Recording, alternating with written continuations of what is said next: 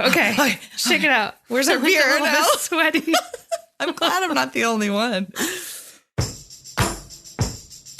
Modern Dadhood. Modern Dadhood podcast. All right. Well, here we go. Here we go. This is the Mom Takeover. Mom Takeover. Just what we were wanting for Mother's Day. Here, do some work. Yeah, right?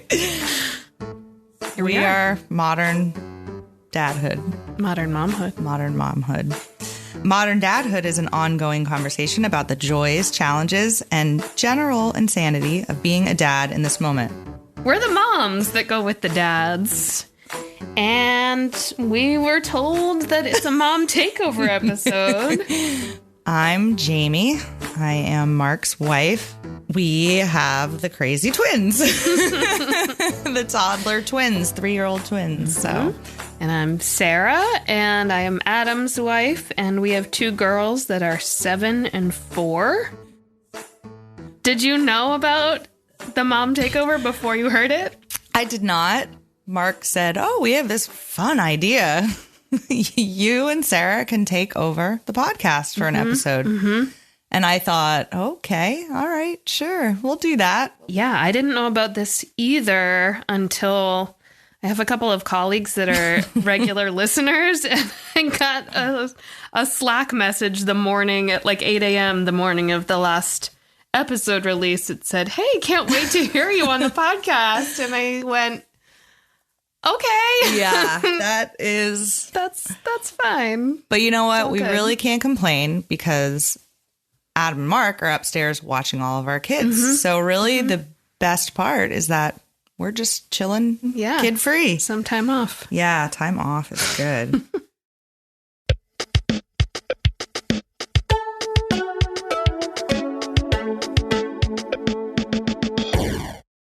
So I guess this episode, the guys thought a good idea was to put some little prompt questions in a bowl, and we're just going to pick them out of the hat like that. And okay.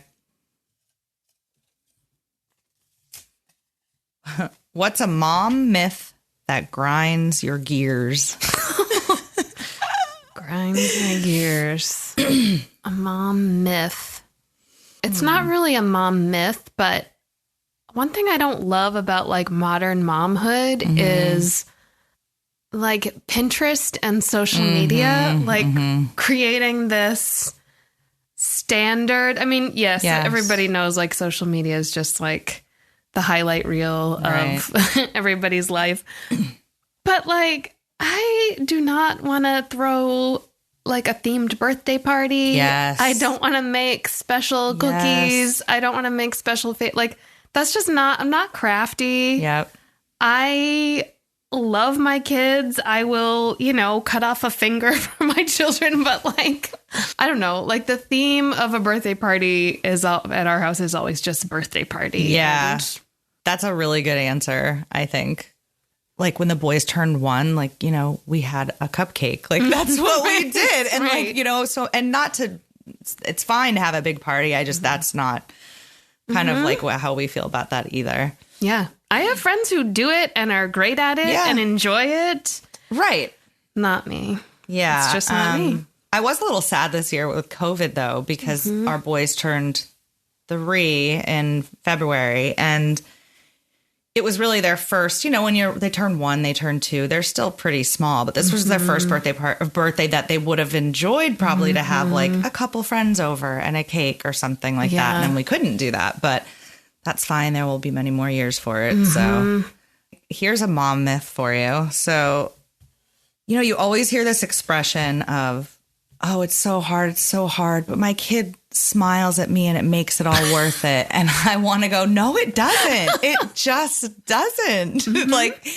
And Mark and I had a conversation early on when the boys were small about that, about, it makes it all worth, it's all worth it in the end. And really the reality is kind of more of like, there's room for both of those things to exist. When you have those precious, wonderful moments with them, it's not that it feels worth it. It's just that that's a wonderful experience, right? And then you have the other experience where you want to just scream and run away. And both of those things can be true. And it's not that it makes it worth it or not worth it. It's just that's the experience of it. Right. So that's just one of those sayings that like really gets me.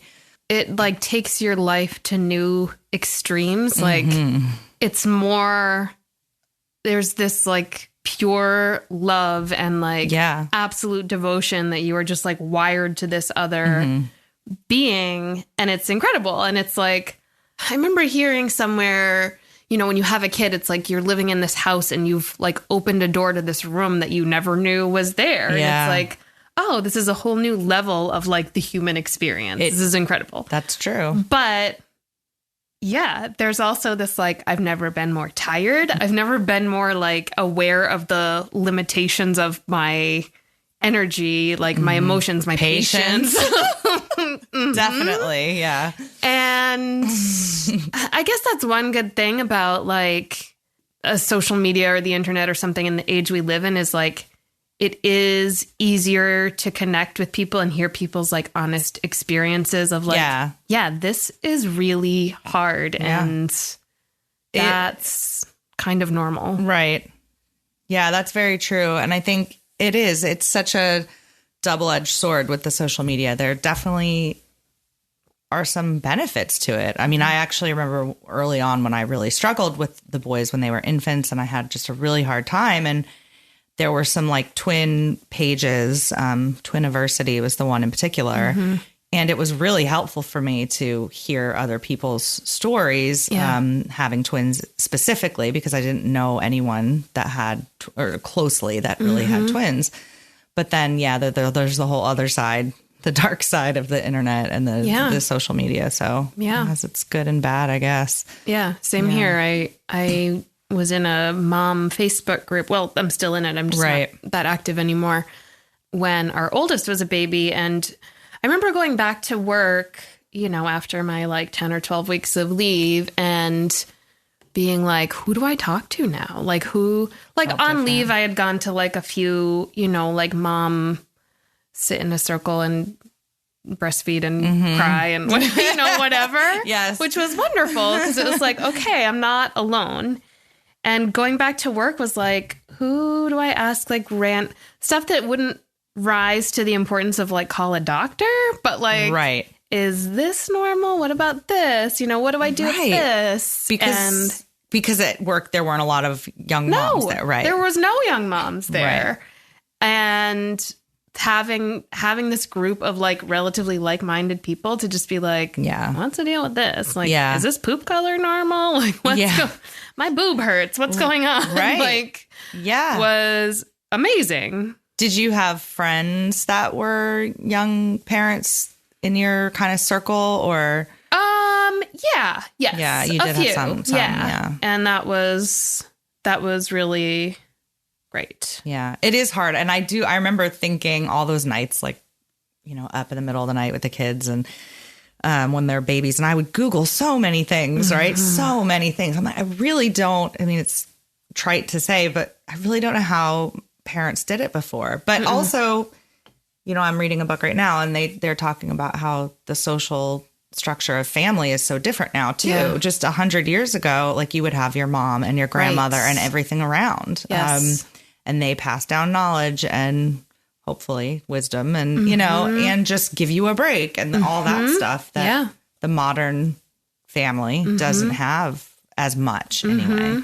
You know, Mark and I are planning our trip away in September. It'll be the first time in 3.5 years we've been away from the kids at night, you know, and it's like, that's not really how a family is meant to be. Right.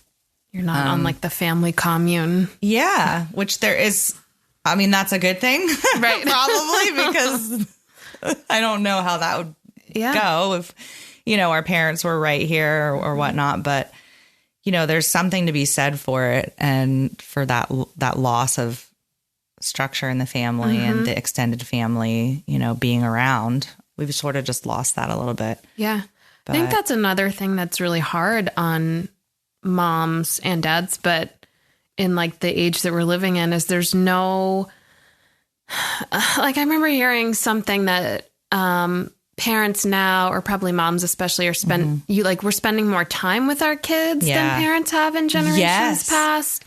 And we're, and a lot of moms are working. And even if you're not working outside the home, you're just running a house, keeping the laundry moving, Everything. keeping the grocery list in your head of what you're running out of and what you need. And what, and that's like a full-time job. It is. It really and then is. that additional pressure to like be the stimulation and keep them entertained. Yeah. And even if like pretty early on with our oldest reading that, like basically it was okay to not be her playmate all the time. And in fact, it was good for her. And I was like, thank God. Because I recently just read something like that. And I was like, oh, thank God. Yes. Yeah. Our problem is I can't leave. I don't know about your kids, but like the boys, when we leave them alone, they fight. The fighting is intense. I mean, we're trying to do all the right things to help it. But this same book that I'm reading, Hunt, Gather, Parent, I don't know. Should I say that or not? Sure. I don't know. They can edit it out if not. But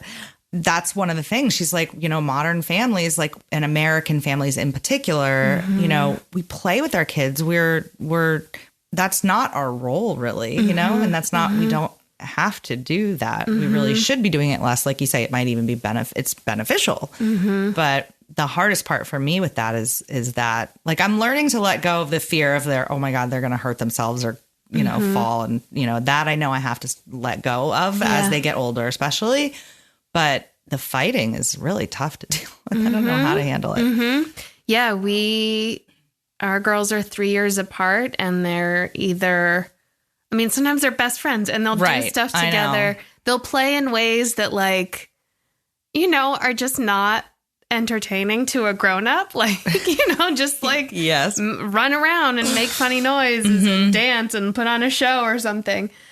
And I think our oldest right now, at 7, I just read an article, I think it was in the New York Times the other day, that was like, oh my God, this is spot on her right now. Like very like developmentally, kids at that age starting to get into like very literal and like right and wrong. And like if her little sister says something that's, I don't know, not true, but she's trying to like joke or entertain her, she'll be like, well, she lied. She lied to me. And she's very like, it has to be done this way. It's interesting. And it was funny because I know Adam and Marc have talked about Bluey, the show, a lot.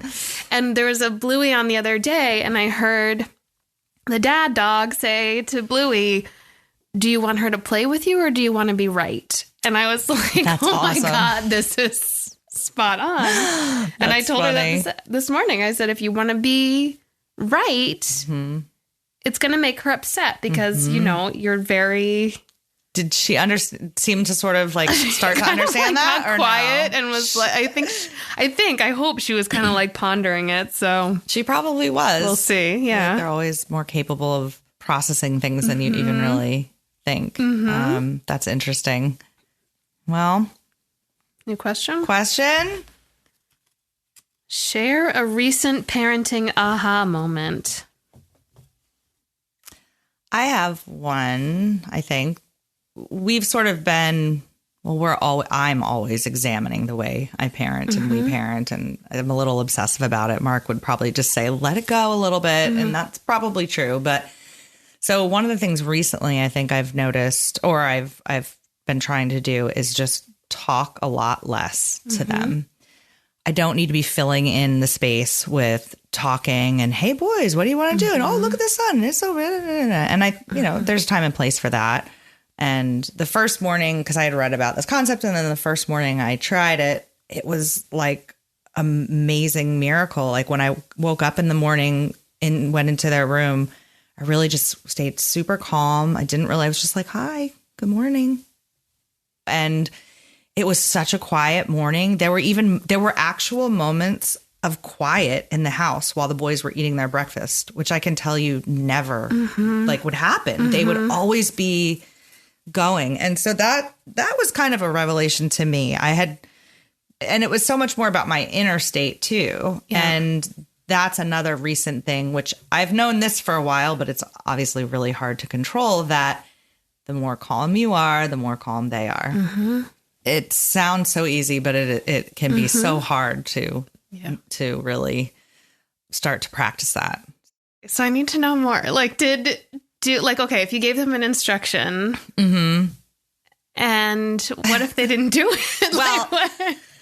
So I keep talking about this one book that I read, but it has been, because there's so many things in it. And if this gets in the episode, there's a little controversy some around this book, because she goes into different, she goes into like an Inuit culture and a Mayan culture and, these different worlds. And, there's some criticism that she's turning these other cultures into gods. And then I disagree with that criticism. I think she's very kind and considerate. And I think you can tell she cares about these people. But anyway, as far as the not talking and the things like instruction, so I have so many good moments that were like, oh my God, I can't believe this just happened. Like one that sticks out to me, the first time I really put this into action. So instead of like just saying, put your shoes away or don't do that or stop playing that, she says, you tell them the consequence and then let them make the decision. So the boys were starting to ride their bikes. They were headed towards the street, and normal me would be like, boys, stop, don't go, stop it. Wait right there. So instead I just said, remember, boys, if you go into the street, you could get hit by a car, and didn't run after them and didn't say a word. And they both sort of stopped and they kept going. They turned around and smiled at me, and they just both turned right back around and came back down the driveway. And I was like, this is incredible. And like another good example was we were leaving daycare, and one of the boys dropped their water bottle. And normally I would probably either just pick it up for him or say, William, pick up your water bottle. What I did instead was just say, oh, you dropped your water bottle. And then I just kept walking to the car. I love like this. Nothing. And I don't do it mean. It's not mean. It's just very matter of fact. Just observation. And he turned around and he went and he picked up his water bottle and just followed me. I was like, this is some voodoo magic that's happening. Yeah. However, the past week has been really hard. So, that's an aha moment in and of itself, right? That I'm like, oh yeah, I figured it out. This is what we need to do. And then it works for a week and then it doesn't. And the idea I like behind it too is that the whole point is like to get them to think, because they have to think, oh, do I want to go into the road and get hit by a car, or oh, maybe if I leave my water there then I won't have it. And so it's getting them to take control, I guess. I can't wait to try that. That sounds you should. I don't know, I've found the book, there's some things in it too. Can I tell you one more? Yeah. Okay, so there's some things in the book. When I was reading it, I'm like, I don't like that. That's really weird. A couple times, right? So this one was that in the Inuit culture, they will often draw on the child's desire to be a big girl, a big kid, a big boy, right? So they talk about kind of saying to the kids like, oh, are you being a baby? But not in a mean like, oh, you baby way, right? It's more of like, again, it's a fact, right? Oh, that's what babies do. So the first time I pulled this out, so it was one of these quieter mornings that I had with the boys because I usually get them up in the morning for the most part. I went to get something out of a higher closet, and William says, oh, I see something. And so they had seen sippy cups, old sippy cups up there, which the boys are too old for those really now. So we don't really use them, but they're still there. So as soon as I heard him say it, my internal was like, oh, he's going to want the sippy cup and it's going to be a fight. I don't want to give it to him. And normally that's how it would have gone, right? I would be like, buddy, you can't have that. It's not that's not for you right now. You're having big boy cup, So I just turned and I said, I stopped. That's another thing it's teaching me, right? It's just to stop for a minute before you even say anything back, right? And so I just said, sippy cups are babies. You're not babies anymore, are you?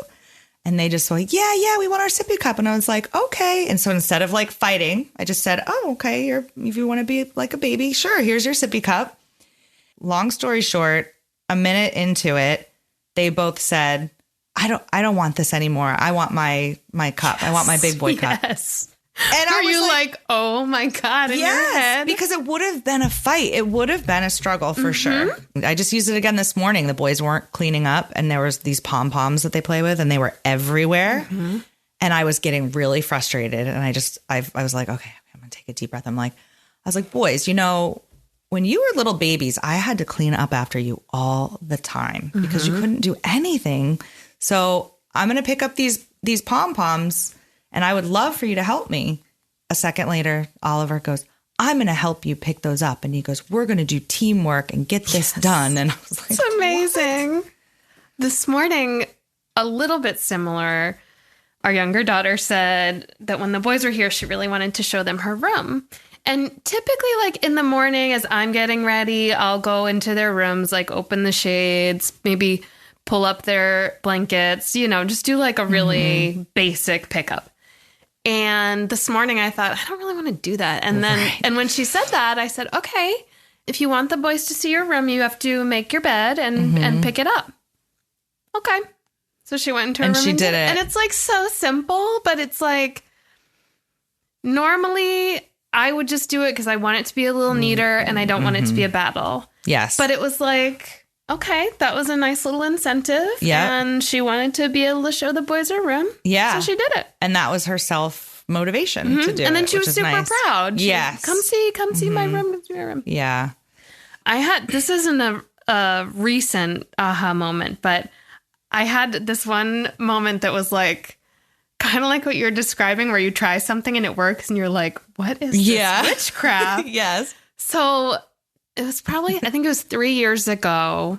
Our oldest had just turned 4 and our youngest was almost 1. And we went to Disney World, which seems like crazy. Like, yes, normally I would be like, this is not like, why would you take a 1-year-old to Disney? Like, it's expensive. You have to fly, blah, blah. But Adam's parents were going to be in Florida for the month. And he said, it'd be really awesome to go to Disney when my parents could go with us. It would really mean a lot to them. And I think we'd all love it. So, okay. All right. So we decided to do it. The whole time I said, I'm just going to keep my expectations super low. Whatever we do, fine. Whatever we don't, fine. So we had the first day we went to the Magic Kingdom and it's exhausting, right? It's overstimulating. Yes. It's crowded. It's hot. It's a lot for like a grown human adult. So the second morning we got up and our older daughter who was 4, we were renting a house with his parents and she came into our room and was like, I want to go home today. I don't want to go back to Disney World. And I'm like, well, shit. Like we're here, we're here for several more days. And I remember having read something that was like, basically a lot like another one of those things that's like, oh, this is common sense. But like, your instinct is to like make something better for your kids. So you're like, my instinct is to be like, but it's going to be fun. And maybe we'll see a princess. Yep. And, and we just got here. We can't go home. But whatever this article or whatever had said was just to don't try to solve it. Just let them like feel their feelings. And so she sat on the bed with me and she was a little bit teary and just like, I totally got it. I was like, yeah, it's a long day. Right. You're 4. Yeah. Like it's a lot. But I didn't say anything. I said, yeah, I understand. And I sat with her and she kind of cried for a few minutes. And then she just went, okay, let's go. Really? I was like, that is what? Awesome. And we went and we had a great day. And it was. See, and that's such a great example too. Yeah. I could not. I was like, oh my God. I've been trying to do that more too. And it's hard. It's not your first like mom or dad, maybe instinct. You want to like make it better or like, wait, but look at this thing. Let's make it better here. What is going to be fun? And it's like, just acknowledge that feeling. Yeah. And that does definitely help sometimes. Yeah. I've been reading this book too. It's How to Talk So Little Kids Will Listen. Yes. I have it. And I literally just got it out this morning because like, I'm going to read this one next because I've been reading so many. But, you take some from here and here. So yes, that sounds like, is that where that came from or no? No, but it's a similar sort of approach. And one of the examples early in the book was sort of about that. Like, you don't need to like make it better or like solve it for your kids. And it was talking about like, Well, think about how you as an adult would feel if you went to work and you were like, you know, I'm just really tired today. Like, I don't want to be here. And your colleague was like, oh, but look. Yeah. Well, you should be grateful you have a job and you like it here. You know, the people are great. You're going to be fine. Just, you'd be so like, true. Shut up. Yes, like, exactly. Which is what our kids think. Yeah. Okay. It's very true. And that is in this book too, just the idea of like, or maybe it wasn't, I think it was Janet Lansbury podcast maybe that was saying this, was like, don't do anything to your kids in a way that you don't treat them in a way you wouldn't treat an adult, right? Obviously kids are kids and they have their place and you have to, but that's a perfect example of it. The work friend, if they spoke to you like that in that situation, or this is maybe cliche to say this is a man woman thing, but I feel like a lot of times Mark or men in general, maybe, I don't know, maybe that's sexist, but, if I'm upset, like, I don't really always need you to fix it. I just need you to like listen to me cry or listen to me. Like yesterday, I had a really like out of nowhere,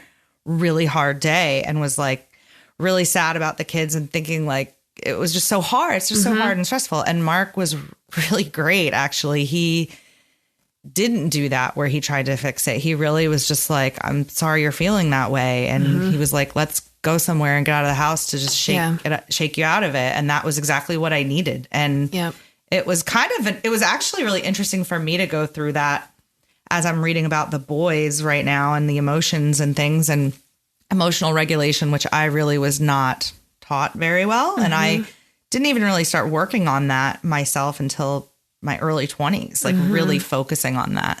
I had a big temper and stuff.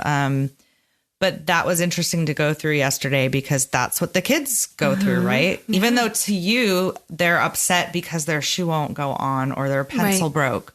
It seems trivial, but to them, it's not. And like even in that moment yesterday, I couldn't even fully pinpoint why I got so upset, but I just did. It just came over me. Good job, Mark, for supporting you. Well, it doesn't always go that way. Yeah. But yesterday was good. Well, I just wanted to share one thing that Adam did recently, which was really great. And so this episode was, I guess, sort of inspired by Mother's Day, right? And so it was like a few days before Mother's Day, and Adam was like, "What do you want to do for Mother's Day?" And in my head, I was like, I don't want to plan it. Like, I don't know. Like, sometimes I totally get that like decision fatigue of like, I like, of course, like we both are pretty equal in like whatever meal planning or just to, like keep making decisions to keep things running.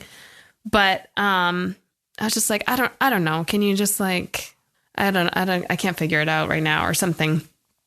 And the girls were nearby and he goes, "Okay, girls, what I'm hearing from Mommy is she wants us to plan some things that would be nice for her." And I was like, perfect. Yes. That was perfect, Adam. Oh, yeah. So that was like a little kudos. Yeah. Good job. Right. And that too, like, that's great. Like if you kind of say that from kids, like, or to kids, okay, what I'm hearing from you right now is that's really interesting.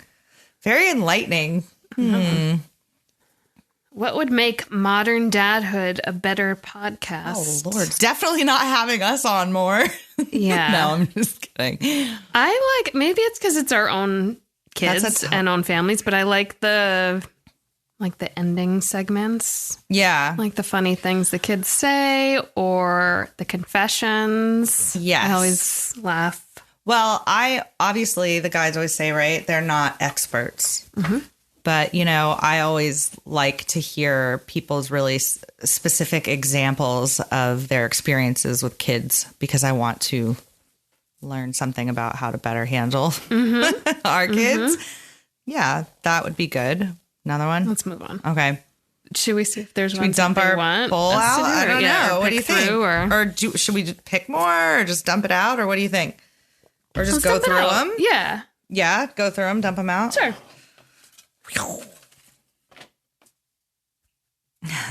Got any momhood confessions? Let me think about that for a second. I think there was a version of this already on the podcast. Maybe my big one is like if I'm eating something and the boys ask for a bite, I search on my plate for the worst bite to give them and keep the good ones for myself. Yeah. Was it Mark's that he says it's spicy? Yeah, he'll say it's, yes, because we eat a lot of spicy food, so that's often true. But yeah, that's a good fake out too. I can't think of it. I know. They're like, you find them in the moment. Yeah. Yeah, right. What is a dad trope or stereotype that you find totally true, or one that you feel is a myth? That's a good question. Can you think of anything? I don't know if this is a dad I mean, it's probably like a mom thing too, like a parent thing, is that like, I think you do sort of, for better or worse, like become your parents or like parts of your parents, unless it's like, unless you consciously are like, okay, I'm not doing that. But some of it's going to creep in inevitably. Yeah. And I think one thing that it has like, okay, like it's sort of the stereotype or the cultural like history in like American parenting that the dad is like less involved or, you know, goes to work and the mom runs the household. But I think for Adam growing up, it wasn't necessarily that way all the time. So, you know, he had as a model like a father who did a lot of the like household stuff. And like, I'm just grateful that he grew up with a model of a father that was not like, caretaking's not my business, or the kids are not I work and I come home and that's my chief job, you know? Yeah, and that's interesting because I'd say Mark's dad, who was a wonderful man, they fell into those stereotypical roles a little bit more, I think. But at the same time, his dad was involved and super hardworking and taught Mark and all the kids like a good work ethic and didn't spoil them. And, you know, they were really good parents, I think, from what I've heard. And, you know, Mark is very involved. But still, the women just do so much more. Right. I'm sorry. It's just the way it is. It's just the way it is. Even if it's not physical, it's in your, like, it's the mental. Yes. Like, you know, but anyway. I won't go. And Adam is a great partner and father, but sometimes they're like I manage all like the girls' laundry and clothing and like switching out sizes and seasonal stuff. Oh yeah. And like, I don't think I've ever done any of that. Yeah. And that's kind of fine because that's an area where I'm like, no, I just, I'll do it, you know? And that's what Mark would tell you. It's because I'm controlling and want things done a certain way. And there's certainly some truth in that. Sorry, it's true, Mark. Yes. Like, or there's been times, and again, I can't really complain, but like where, especially when the girls were younger and like it was really important to have like certain things in the diaper bag. Right. And we'd get somewhere and, you know, and he would have packed the bag and be like, okay, all right, I'm going to change your diaper. Like, are there wipes in the bag? Oh, I thought so. Yeah. Well, did you check? No, I just sort of assumed. Yep. Like, okay. That sounds a little familiar. Oh, this one's kind of funny. Has there been a time when you have felt embarrassed for your husband because of something he said or did on the podcast? Well, I wouldn't say necessarily. I was sort of embarrassed for him. I was embarrassed for myself. I don't remember exactly, but you remember when Mark started talking about William being bit by the dog? And then I can't remember exactly what was said, but I was just, the way he was talking about it was so insensitive to me. Like, I was like, first of all, PETA is going to be on you for like talking about like shooting your dog because they bit your child.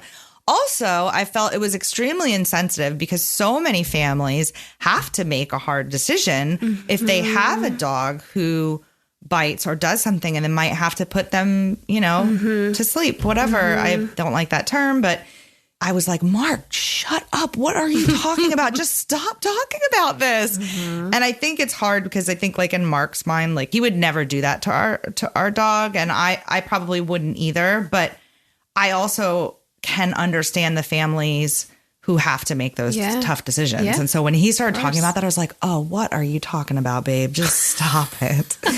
Anyway, so that was one of mine. I don't know if you have one. I think we've not really embarrassed, but there was something. There was I think I usually don't hear the episodes ahead of time, but I think Adam played me a segment or something, And I was like, that's a little too personal. Like, I think, Oh, yeah. can you just, and he was like, really? And I was like, yeah, I'm a little bit uncomfortable with you sharing that. And did it get taken out then? It did. Yep. Or like, that's good for you for speaking up. Trim down a little bit. Yeah. I tend to be too open for my own good. So I don't care what. It wasn't, and it wasn't about us. It was something about the girls that I was just like, well, and that's true, right? I guess you have to be a little protective of that or conscious of it. Yeah. This is just hilarious. I'm sorry, but why have the kids been moody lately? Our kids are always moody. Or your kids are moody. What kind of a question? I mean, how do you navigate this? I mean, that's why. I don't. We don't have to answer that one. It just made me laugh. Sometimes we'll just look at each other and just say mood. Recently, again, in thinking about when I started trying to regulate my emotions in my early 20s, I got very into meditation and Buddhist philosophy, and that stuff helped me tremendously. But lately, I've been thinking about one of our boys has a lot of, anger, emotion. He screams, he throws. It's very, very constant, and we don't know how to handle it. But I've been thinking about the imagery of like a wave and like coming over you. So what did you just say? Mood, right? You said mood. So I've been thinking like we could even help the kids, like you could just say wave, a wave's coming on, a wave's coming on. Like, and the idea is like, it will come, it will rise, and it will go, and that's what happened to me when I said yesterday, I got so upset. I almost didn't even know why. Yeah. And you just have to like ride that out. And that's like kind of like a Buddhist, principle too, is just the idea of letting that come in, experiencing it, and it will pass and go. So I've been thinking about that with the kids, like maybe just saying, here's a wave, like to take the power away from it. Yeah. And for me, like in parenting, it's like trusting that it will go. Yes. Because when I have those days too, it's suddenly like, oh my God, what am I doing wrong? Or not even like, I mean, I think I'm a good parent, right? But like, what can I change so that I don't feel so emotionally like tapped out or like resistant to what's happening? And like, usually just with like the passing of that day or a couple of days, it's like, oh, I feel better today. I don't know why. Yes. But it's hard sometimes for me, like in a tough moment, to not try to just like figure it out and solve it and like trust that like things will just evolve and like it is a different day the next day. Yeah, that's so true. Very, very true. When you said that the coming over like a wave just reminds me of like preparing for labor and like, thinking about like contractions and like, because same thing I had done with our second, I had done a lot of reading. I wanted to be like, okay, better prepared this time. And I just had done a lot of reading about like visualization and mindfulness. Did it help? And actually it did help a little. It did help.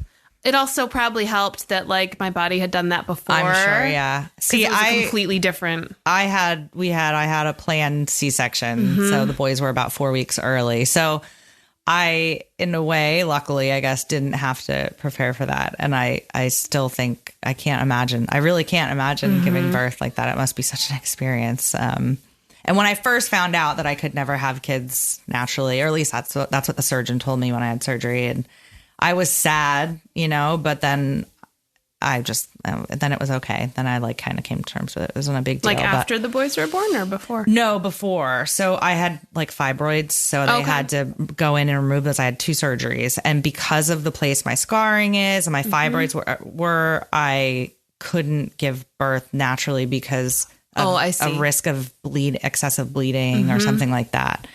Maybe another doctor would have told me otherwise, but I was just kind of like, okay, that's fine. And then we ended up having twins anyway, which already have a higher rate of C-section. But I didn't have a C-section from twins. It was because of the fibroids. So anyway, I remember my friend telling a story. She was like the birthing partner for her single friend who was having a baby, and her friend was like this yoga instructor and super like, we're going to do this all, mindful. And look, I'm all into that totally. But like, the experience went completely the opposite direction, like complete opposite. And my friend was like, I can't believe, she didn't really go with it, and I'm like, well, I can't imagine what she's going through. So, but it just, you never know what you're going to get. Right. Yeah. And if there's anything more yoga in the moment, like, right, you just don't know what's going to happen there. So, yeah, I think all that like reading and prep, and I had done like a bunch of like same thing, meditation and trying to like less of like, okay, you know, I'm a flower opening. It was more like I needed to practice keeping my mind calm. Right. And that's kind of, yeah. It did help a lot, but I think but my labor was a lot shorter the second time too. And if it had been like, you know, 12 hours, 18 hours, like probably the Zen wouldn't have lasted that long. Moms, that's one thing that even though I'm a mom, I can't relate to that, you know, and that is, it's really remarkable. But same thing, like a C-section's a major surgery. Well, that's true. That's a whole different and mine was like I have like a long scar, the old fashioned scar. Okay. And so like I couldn't bend over, couldn't pick up the kids for even longer. So that has its own things too. I know, but it all has, you know, there's always somebody better off and harder off and, you know, more. Right, let's see. What about what's something you should never say to a mom? Oh, it's so hard because I've heard myself say things to new moms that like, I wouldn't treasure every moment. Yeah. It goes so fast. Well, like that's one. Like I might not say treasure every moment, but it goes so fast because it's true, right? Like it's true, but not when you're in it. But when you're in it, I mean, I remember just dying for my kids to be, again, I was Googling like, when do kids sit up? When do kids sit up? Because I just wanted them to have some like, not be just blobs where they waited on you for everything, you know?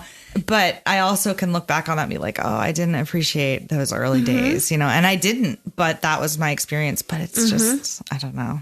Yeah. I remember after our first was born, and I think she was like 9 days old, and we probably hadn't had more than 3 consecutive hours of sleep yet. And like, same thing, like being on Facebook or online and just like trying to find like answers or advice and posting in some local Facebook group that was like pretty much garbage, but like something about like, how do I get some sleep? You know, something like that. Or what can I do to help my baby sleep? And, you know, somebody saying like, don't worry, like it's going to go so fast. Like by like 3 months old, it'll be much better. And I was like, I can't go 3 months. I remember thinking this that is like a week and a half, and I am at my breaking point. Yeah. Like 3 months. I know. Like, that's not, doesn't work. I remember thinking the same type thing, like there's no way. It's so funny. It's just such a trip. You just cannot know what it's just such a crazy experience. There's something about when people say like, I don't know how you do it, that kind of, I wouldn't say it bothers me, but I always think like, well, what else are you going to do? What else are you going to do? Yeah. It's funny because that's an answer I've heard. I don't know. I can't tell you where, but I've heard like people say that. Like, I hate when people say, I don't know how you do it. I actually, for some reason, like that because it's like, for me, when people say that, I'm like, oh, I'm glad you acknowledge how friggin' hard this is. Yeah. But I get your point too. And I think more moms feel like you in that regard, that they're like, well, what choice do I have? Yeah. Like, run away? Yeah, exactly. Yeah. Those are good answers. In what way has having children made your marriage better or worse? Oh, I don't know. Maybe it's too big of a question to answer. I think for us, it ultimately has made us like more solid as a team and more like, yeah, we're human. And like, I don't know. I always think it's kind of funny when women don't want their partner to see the baby be born, or, you know, like he's not going to see that. Right. Like, of course, I totally get that. Like, that's not your best moment. But also, I always felt like this is our child. And if like Adam wants to watch her come out of me, then like, fine. Like, okay, that's like a diversion, but that's okay. It hasn't made it worse, but I remember like after our second was born, like, I don't know, 6 months in, 8 months in, being like, man, once again, it's hard. Like with 2 kids, I mean, and you started with 2 kids. It's 1-to-1. Yep. just, there's not a spare moment in the day for like time together, really. No. And just feeling like, oh, this is why couples don't make it. Yeah, totally. And we were never anywhere close to that, but it was just like, this is hard. Yeah. I remember like bickering more, just and being annoyed more. Like, but you put anybody through like stress and exhaustion, and when your kids start going to school and like somebody's got a new cold every week, like it's just, it wears you down. I think that's all extremely well said, because I think, I mean, has it made it better or worse? It's just made it really different. I mean, in a lot of ways it's made it better, and in a lot of ways it's made it worse. And that's just the truth. I mean, but I think to what you said, it's just you're at your limit. Like at least I feel like all the time. And I think Marc is too. And it's kind of been an interesting thing because Marc's pretty easygoing. I've dealt with anxiety and depression and things like this my whole life, And so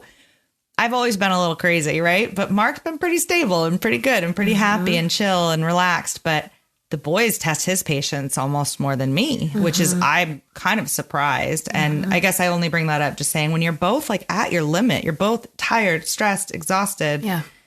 You're gonna bicker. You're going to be short with each other. You're going to get irritated for silly reasons. Yep. And it's just tough. And in the beginning, I feel like almost our marriage was, I felt really close in the beginning because I had a really hard time. I really struggled as a new mom, and Marc was amazing. He was really, really wonderful. Yeah. And never made me feel bad for what I was going through. And that really, drew me a lot closer to him. But with two screaming toddlers, it's definitely hard because we're both annoyed and irritated like all the time with our kids, with each other, and not all the time, but often. Yeah. So anyway, but you have to actively say, we're in this together. Yeah. This is a partnership and a team thing. Yes. And like, because one person can't. No. And to your point, right, you said like you can see why people don't get through this, right? And like I can totally see that, right? And but I also can see, too, like if you can get through this,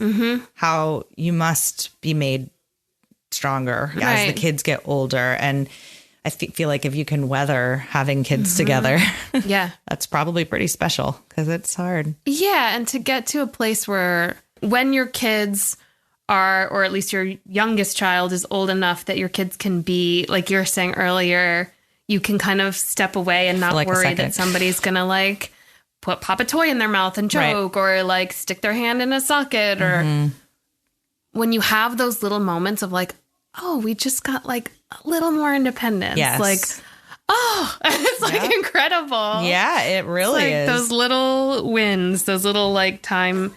And, it's always like bittersweet of like, oh, you're not like a baby anymore. Yes. Yeah. But yeah. All right. All right.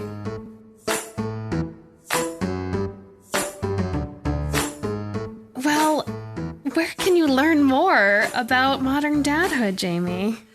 Well, you can learn more about the Modern Dadhood podcast and buy a t-shirt on Modern... I already messed it up. Oh, wait a minute. Okay. Whew. You can learn more about the podcast and buy a t-shirt or Modern Dadhood hoodie at moderndadhood.com. I think they're trying to combine the hoodie... Yeah. Modern Dad hoodie. Yeah, sorry. No. Should I read that again? No, you're fine. Is it a typo? Modern. Buy your Modern Dad hoodie at moderndadhood.com. And you can find Modern Dadhood anywhere you listen to your podcasts, including Apple Podcasts, Stitcher, Spotify, iHeartRadio, and more. Don't forget to subscribe wherever you listen, and please consider taking 30 seconds to help turn more dads and moms onto the podcast by leaving a rating and a short review on Apple. And please tell your friends about Modern Dadhood. Word of mouth makes a big difference. Thanks to Casper Baby Pants and Spencer Albee for the music you hear in the podcast. Thanks to Pete Morse at Red Vault Audio for always making the show sound pristine. And thank you, listeners, for putting up with the modern moms. Hope you enjoyed. Hope you enjoyed. Oh, man.